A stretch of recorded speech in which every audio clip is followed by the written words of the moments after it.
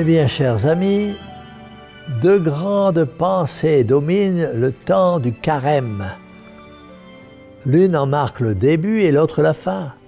La première se présente à notre esprit au moment où l'Église dépose sur notre front les cendres qu'elle a bénies, symbole d'humilité, et nous adresse ces graves paroles. Souviens-toi, ô homme, que tu es poussière et que tu retourneras en poussière. La seconde nous est offerte par l'Église en trouvant sous nos yeux le tombeau du Calvaire le jour même de la Pâque, nous montrant dans la résurrection de Jésus-Christ l'image et le gage de notre propre résurrection. Toute la destinée humaine se résume dans ce contraste.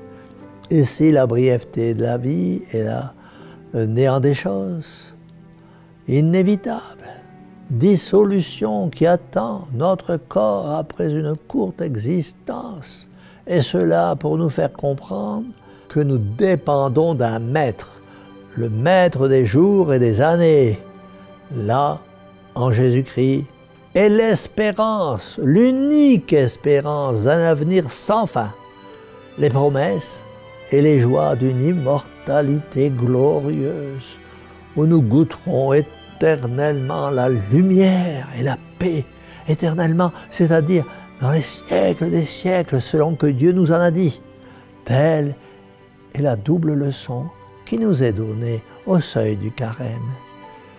Si nous étions, mes chers amis, que poussière, et rien que poussière, nous pourrions vivre en notre aise. Mais nous avons une âme immortelle, une âme qu'il faut sauver, qu'il faut sur la terre ouvrir à la beauté des choses divines, et qui est appelée un jour, pour prix de sa fidélité, à jouir de la gloire céleste.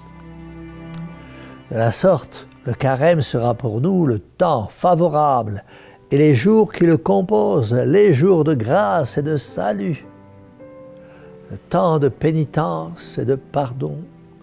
Commençons-le dès le début avec la Sainte Église, en prenant part à ses offices et en nous soumettant aux pratiques de pénitence qu'il nous impose.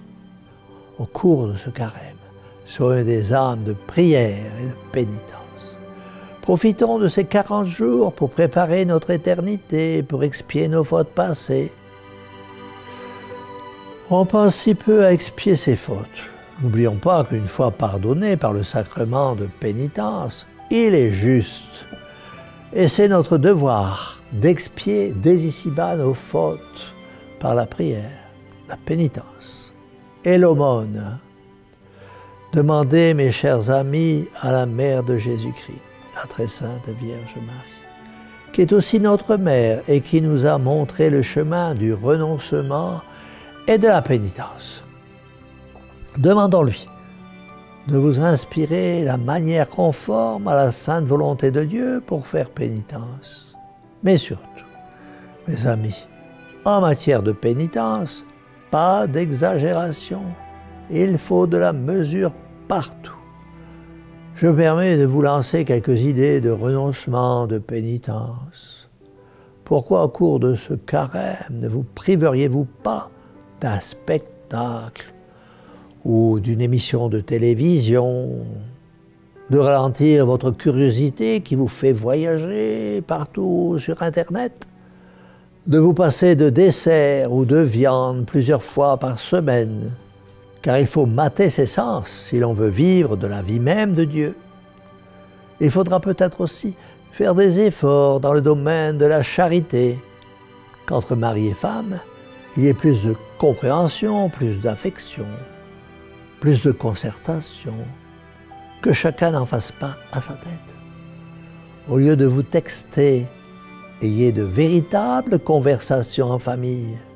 Intéressez-vous à votre entourage, à votre famille, au lieu de rester penché sur votre téléphone, absorbé par ce que vous y voyez ou entendez.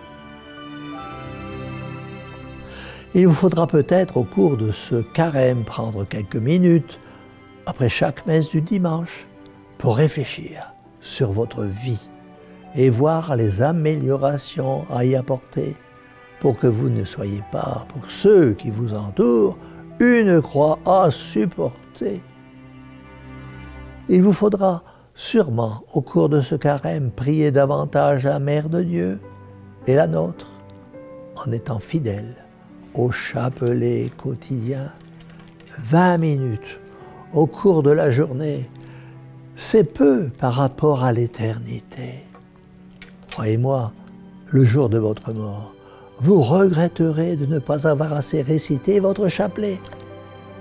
Prenez donc cette résolution au cours de ce carême, 5 petites dizaines dans la journée.